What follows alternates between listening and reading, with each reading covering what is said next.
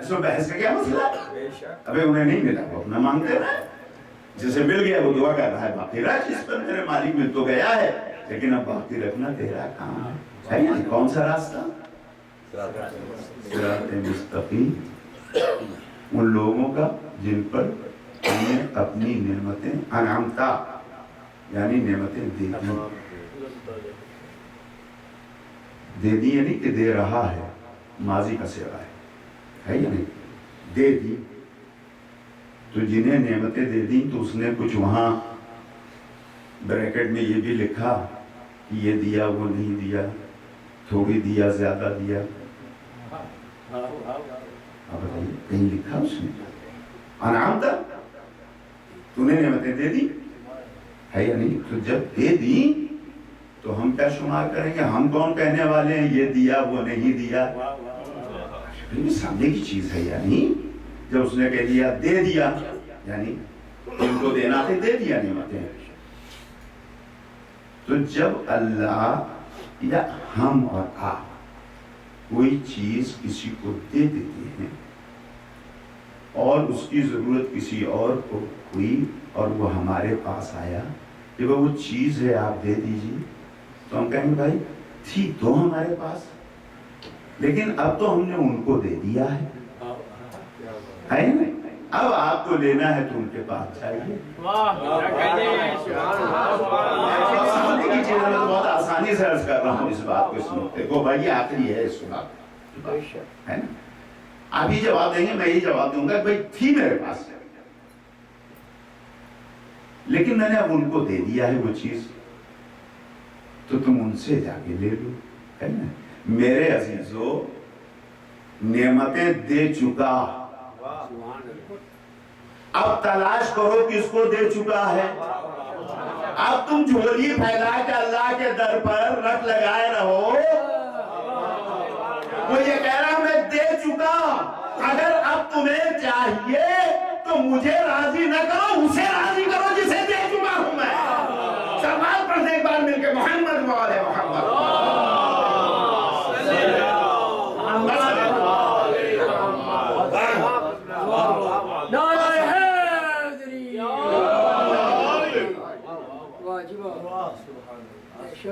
سامنے کی چیز ہے بھئی، دو دو چار کا مسئلہ ہے، دیکھیے ہے نا۔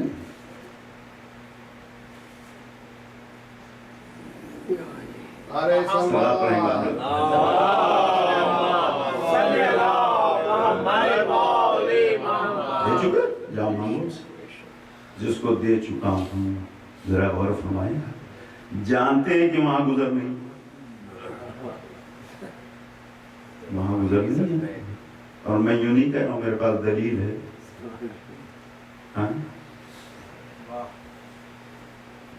آپ کے پاس کوئی بہت قیمتی چیز ہو اور کوئی مانگنے والا آپ سے لینے والا ہے اور آپ نے اچھا تم ہو، بہت برا بھلا کہہ رہے تھے، کہہ رہے تھے اس کو لوٹ لو، بہت چلتے تھے، آپ دیجیے گا؟ دیجیے گا؟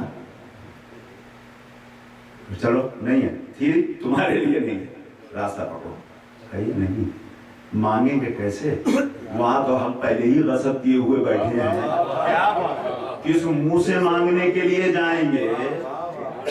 کس منہ سے مانگنے کے لیے جائیں گے؟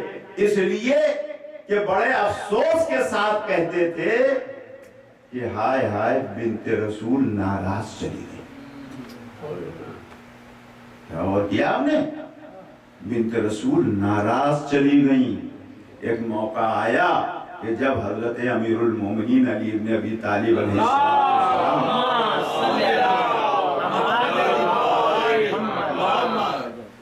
کہا کہ اے علی ہم کو فاطمہ کے پاس لے چلیں،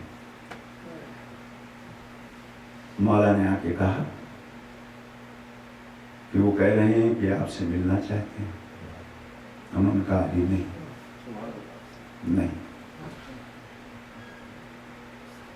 کہا کہ نہیں بہت اصرار کر رہے ہیں بنت نبی، تو اب شہزادی نے جواب دیا علی گھر آپ کا ہے. کیا علی گھر آپ کا ہے, میں روک نہیں سکتا. مولا گئے, ان کا چلی آئے اور آنے کے بعد سلام کیا. بی بی نے سلام کا جواب نہیں دیا. کچھ عرض کر رہا ہوں آپ کے سامنے, یہ تاریخ ہے. بی بی نے سلام کا جواب نہیں دیا. دنیا کی کوئی اور عورت ہوتی اور سلام کا جواب نہ دیتی تو میں سمجھتا کہ شاید اسے حکم شریعت نہیں معلوم ہے. میں یہ سمجھتا کہ اسے شاید حکم شریعت نہیں معلوم ہے, اس لیے کہ سلام کا جواب دینا واجب ہے, کرنا مستحبات میں ہے, اور اگر کسی نے کر دیا تو جواب دینا واجب ہے. ذرا غور فرمایا آپ نے, سلام دے کر کا جواب دینا واجب ہے. لیکن اگر کوئی کافر ہے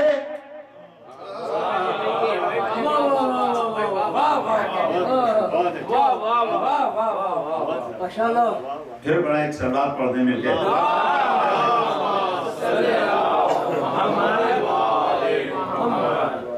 ہے اللہ کہ کافر ہو, کافر کے سلام کا جواب واجب نہیں ہے. یہ وہ بی بی ہے جنہوں نے سلام کا جواب نہیں دیا کہ جن کے گھر میں شریعت اسلام اتری ہے.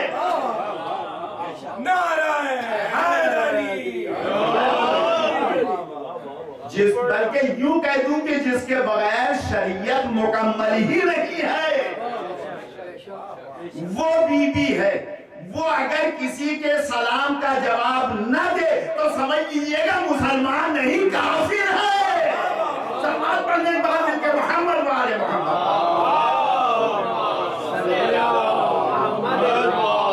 تاریخ ہے سلام کا جواب.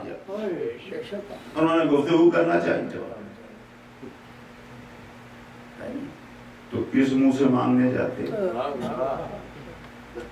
اب کیا کروں, وقت اجازت نہیں دے رہا ہے, ورنہ نہیں پھر انشاءاللہ زندگی رہی اور مولا نے حیات دی اور صفحہ عذاب بشی انشاءاللہ, اور موقع ملا انشاءاللہ پھر عرض کریں گے آپ کی خدمت میں کہ ایک عجیب انتظام قدرت تھا جناب.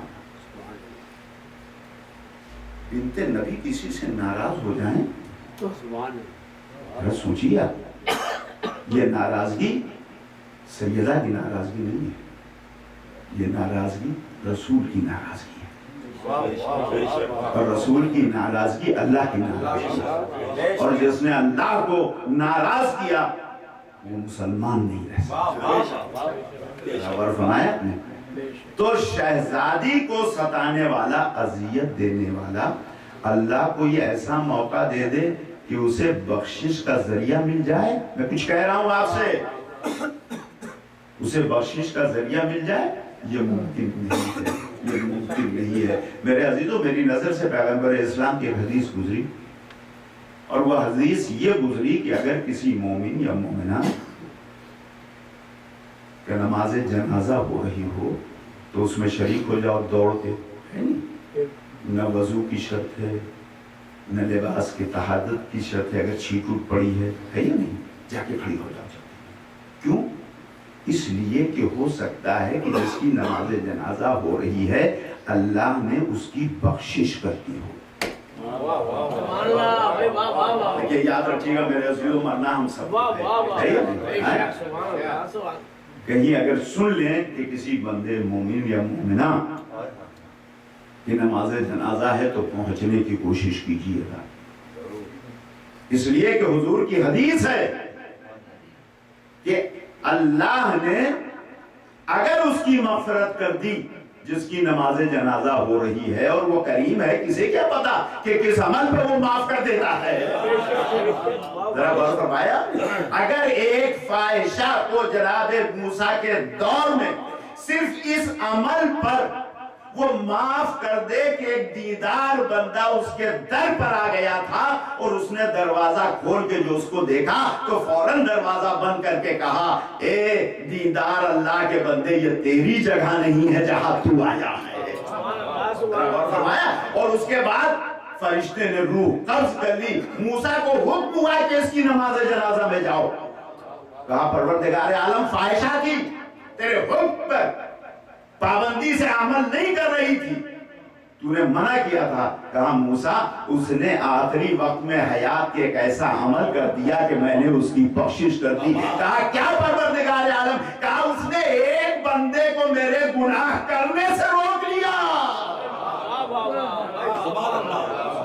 غور فرمایا. تو جو ایک ذرا سے عمل پر معاف کر دے, یا اسے مانگ کے لانا ہے, جسے معاف کروں یا نا, اسے کسی سے پوچھنا اجازت لینی ہے. وہ نیتوں کو دیکھتا ہے, وہ نیتوں کو دیکھتا ہے. تو پیغمبر نے کہا کہ ہو سکتا ہے اس مومنہ اور مومن کو اللہ نے معاف کر دیا ہو, تمہیں نہیں پتا ہے. تو اب جو بھی اس کی نماز جنازہ میں شریک ہوگا اللہ اس کی بھی مغفرت کر دے گا. خبر فرمایا, جو بھی اس کی نماز جنازہ میں شرکت کرے گا اللہ اس کی بھی مغفرت کر دے گا. اسی لیے کہا گیا ہے شرع میں یہ حکم ہے, واجب نہیں ہے, مستحبات میں کہ دوڑ کے جاؤ نماز جنازہ میں شریک ہو جاؤ. اس لیے کہ تم نے نماز جنازہ جس کی پڑھی اللہ نے اسے اگر معاف کر دیا ہوگا تو تم کو بھی معاف کر دے گا نماز پڑھتے پڑھتے. اور میاں پڑھتے پڑھتے تو میں نے دیر کیا, ادھر نیت کر کے نماز جنازہ کے لیے چلے, اس نے مغفرت کر دیا گناہوں سے. غور کیا آپ نے؟ اب ذرا اسی بات کو سامنے رکھیے کہ مغفرت کا ایک ذریعہ نماز جنازہ میں شرکت ہے. کس کی نماز جنازہ؟ ہماری نماز جنازہ. ہم کون؟ نہ جانے کتنی گناہیں, نہ جانے کتنی لغزشیں. ہم کوئی صاحب عصمت تو نہیں ہے, لیکن اللہ کو کوئی عمل پسند آ گیا, اس نے معاف کر دیا.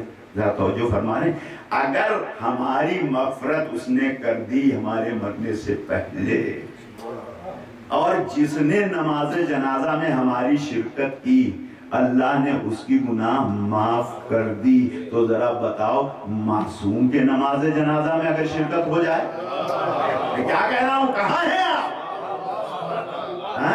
اگر معصوم کے نماز جنازہ میں شرکت ہو جائے تو کوئی شک ہے کہ اللہ نے ان کی مغفرت کی یا نہیں کی؟ جو کائنات کے لیے شافع محشر بن کے آیا ہو, اما وہ بد نصیب تھے جنہیں نماز جنازہ نبی کی نہ مل سکی.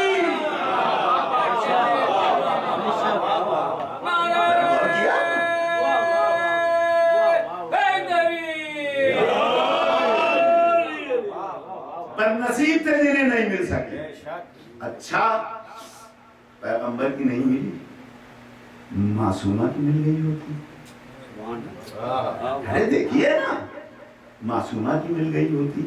اچھا اگر معصوم کی نماز جنازہ نہیں ملی تو جب مرے تھے کوئی معصوم نماز جنازہ پڑھا دے؟ کہاں لے جا رہا ہوں میں آپ کو؟ تو مغفرت میں کوئی شبہ ہوگا؟ معصوم نماز جنازہ پڑھا رہا ہے نا. میں تاریخ کے پوری ذمہ داری سے اس منبر سے کہنا چاہتا ہوں کہ موت کے 3 واقعات گزرے ہیں میری نگاہوں کے سامنے تاریخ میں, اور تینوں میں علی موجود تھے لیکن نماز جنازہ نہیں پڑھائی.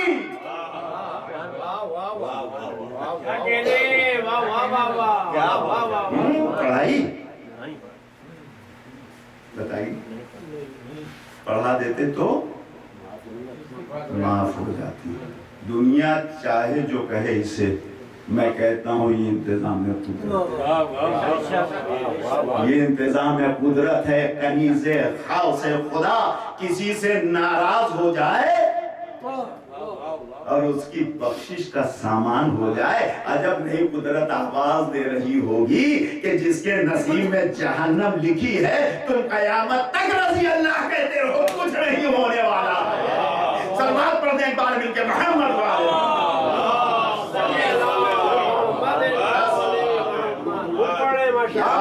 احتجاج میں ہم ان کو احتجاج میں کرتے نہیں شریک جو چھوڑ کر چلے گئے میت رسول کی، اور کس طرح سے بچاؤ گے ان تینوں کو بھلا، چاروں طرف سے گھیرے ہے لعنت بطول کی۔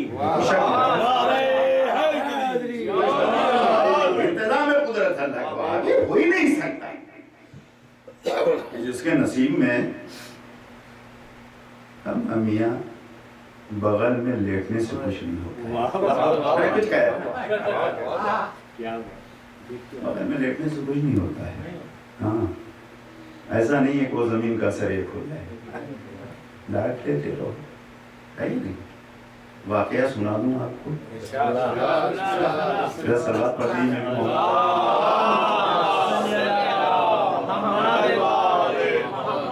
جناب موسیٰ اپنے لشکر کو لے کے چلے، ادھر سے فرعون نے پیچھا کیا لشکر کا۔ اب جناب موسیٰ کے لشکر والے جناب موسیٰ سے کہنے لگے دیکھ لیا ابھی مار نہیں، اور نیل کے کنارے آ گئے۔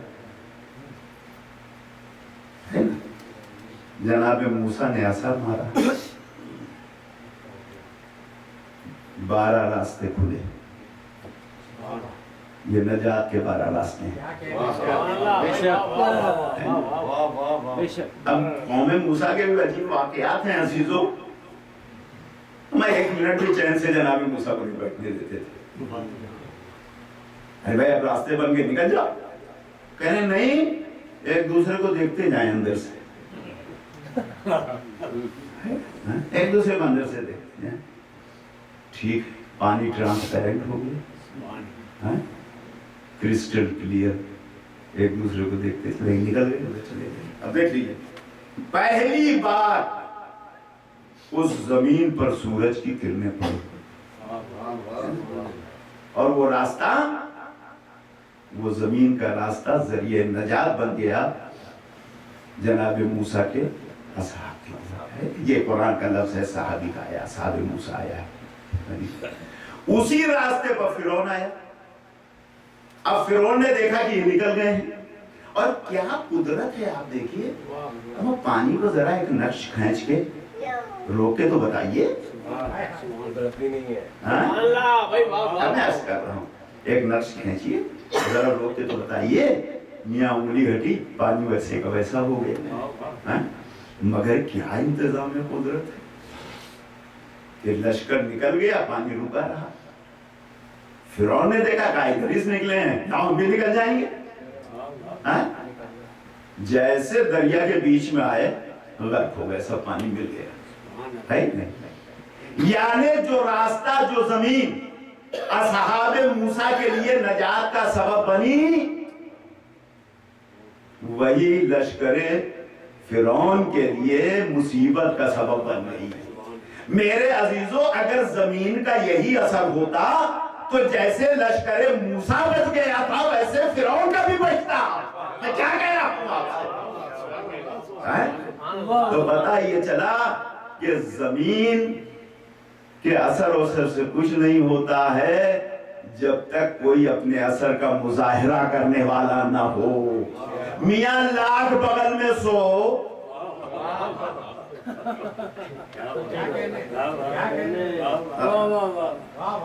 لاکھ خوش رہو،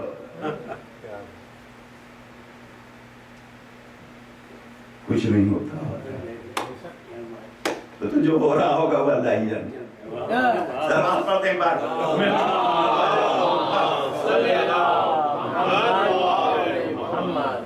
اس بات پر ناز نہیں ہونا چاہیے کہ وہاں سو رہے ہیں، ارے آئے گا میرا امام بس بھی دیکھیے گا، اور جناب اللہ جب آئیں گے نا نکالیں گے تو یہ ہرے بھرے نکلیں گے، یہ سن لیجیے آپ، ہاں یہ ہے ہمارے یہاں روایتوں میں، یہ نکالیں گے نا ہرے بھرے نکلیں گے، ہم سوکھے ساکھے سڑے گلے نکلیں گے تو صدا کس کو دی جائے گی؟ میں کیا کہہ رہا ہوں، ہرے بھرے نکلیں گے جیسے بالکل ابھی دفن کیے گئے۔ کتنے ایسے ہوں گے جو دیکھ کے اپنے ایمان سے پلٹ جائیں، پھر مولا انہیں ٹانگیں گے، پھر انہیں چلایا جائے. جو پریکٹس آپ ابھی سے کر رہے ہیں، کیا ہے مسلمان کسے ہے یا نہیں، اسی بات کی جائے گی.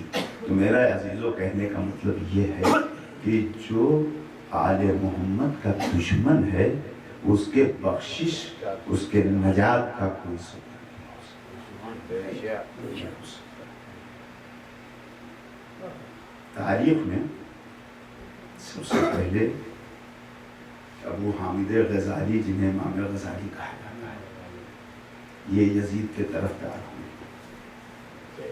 جی، انہوں نے یہ لکھا یزید کو برا نہیں کہنا چاہیے، اللہ غفور الرحیم ہے، معاف کرنے والا ہے.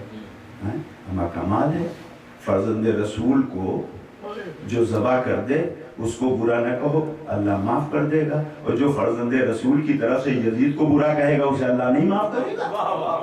غور فرمایا آپ نے؟ یہ پہلا شخص کہ جس نے یزید کی وکالت کیا. لیکن انہوں نے منقبت اہل بیت میں بھی بہت سی باتیں کہی ہیں جو ہے عرض کروں گا. میرے عزیزو، مجھے عرض یہ کرنا ہے آپ کی خدمت میں کہ ایک وقت کا یزید نہیں تھا جس نے اہل بیت پر ظلم ڈھایا. زمانے کے ساتھ ساتھ یزید پیدا ہوتے رہے. ہر زمانے میں آپ دیکھیے یزید پیدا ہوتے رہے ہیں جو ظلم ڈھاتے رہے ہیں. آج بھی وہ سلسلہ جاری و ساری ہے، آپ کے سامنے ہے. یہ الگ بات ہے کہ زمانے کے لحاظ سے ظلم کے طریقے بدلتے رہے، حالات کے لحاظ سے ظلم کے طریقے بدلتے رہے ہیں، لیکن ظلم کا سلسلہ آج بھی جاری ہے. ہم ان کی یاد اس لیے مناتے ہیں کہ ایسا ظلم کسی پر ڈھایا نہیں گیا. میرے عزیزو، آپ نے اس ظلم و ستم کی تاریخ کو سنا ہے. آج 12 محرم ہو گئی ہے، سورج غروب ہو گیا ہے. یہ قافلہ کوفے پہنچ چکا ہے. یہ قافلہ کوفے پہنچ چکا ہے. اور کس حال میں پہنچا ہے کوفے یہ قافلہ؟ ہاتھوں میں رسیاں بندھی، کسی کے ہاتھ پر سے پشت باندھ دیے گئے ہیں، بچوں کو اونٹوں کے پیٹ سے باندھ دیا گیا تھا. بچے کرا رہے تھے، تڑپ رہے تھے جب سواری چل رہی تھی. اس عالم میں یہ قافلہ کوفے پہنچا ہے. اور کوفے پہنچ کے بازار کوفہ میں ایک بار جب تماشائیوں کا مجمع لگنے لگا تو علی کی بیٹی حسین کی بہن نے خطبہ دیا اور تاریخی خطبہ دیا ہے. اس شور میں آواز نہیں بلند ہو رہی تھی. ایک بار شہزادی نے کہا خاموش رہو. اس آواز کا فضا میں بلند ہونا تھا کہ تاریخ نے یہ لکھا کہ اونٹوں کے گلے میں جو گھنٹیاں بندھی ہوئی تھیں وہ رک گئی، ساکت ہو گئی، اور جانور اپنے پنجوں پکڑے ہوئے.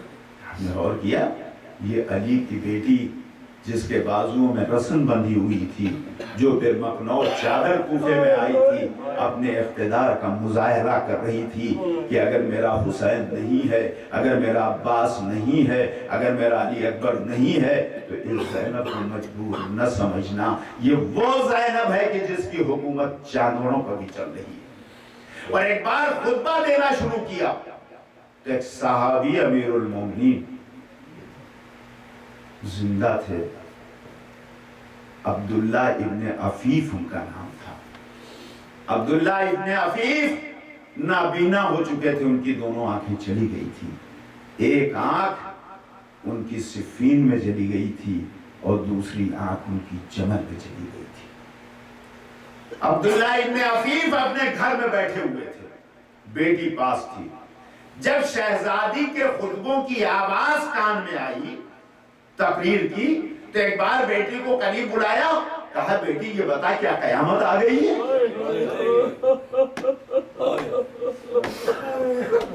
بیٹی یہ بتا کیا قیامت آ گئی ہے؟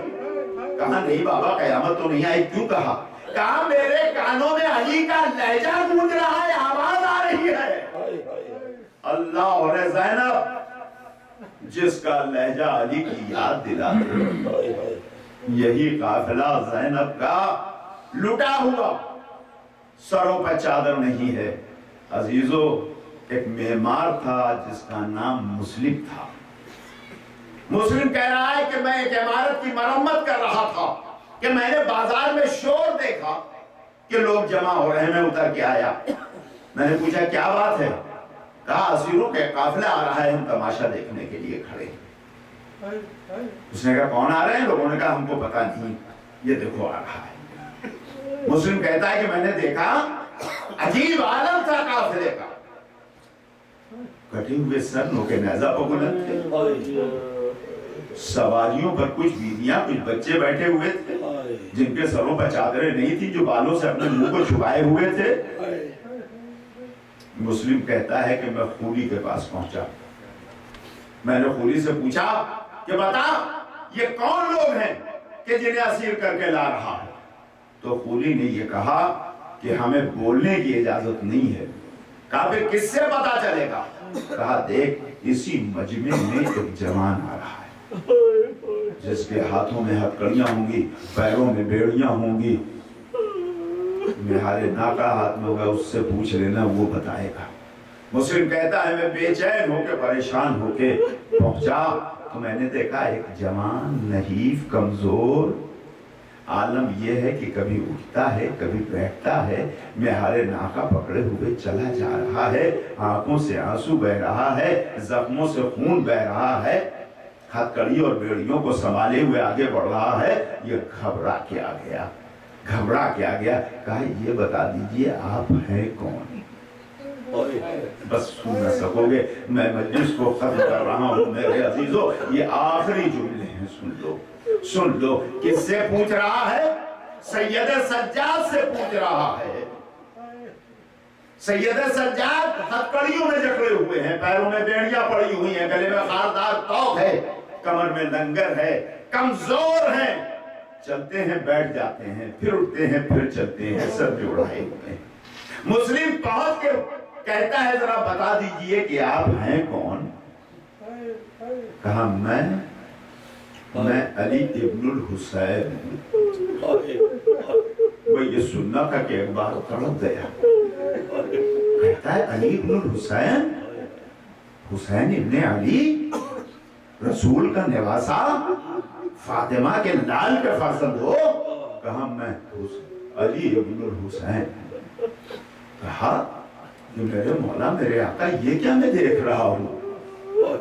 یہ آپ کے ہاتھوں میں ہتکڑیاں, یہ پیروں میں بیڑیاں, یہ زخم. اے مولا یہ پشتے ناکا پہ کون بیویاں بیٹھی ہوئی ہیں کہ جن کے نہ پردے کا انتظام ہے, نہ کجاوا ہے, نہ اماری ہے, بالوں سے اپنے سر چھپائے ہوئے ہیں.